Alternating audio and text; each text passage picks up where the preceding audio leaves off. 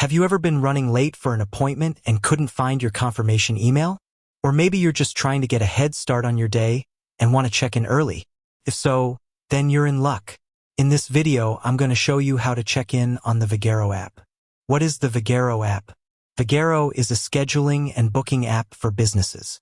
It allows businesses to manage their appointments, clients, and finances. The app is available for both iOS and Android devices. How to check in on the Vagaro app.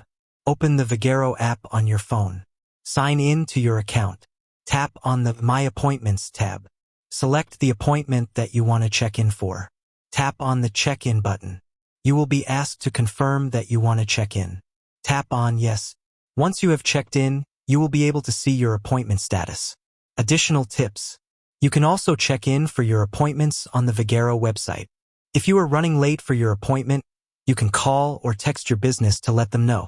You can also use the Vagaro app to cancel or reschedule your appointments. Checking in on the Vagaro app is a quick and easy way to make sure that you are on time for your appointments. I hope this video has helped you learn how to do this. Thanks for watching. If you have any questions, please leave a comment below. And be sure to subscribe to my channel for more videos on how to use the Vagaro app.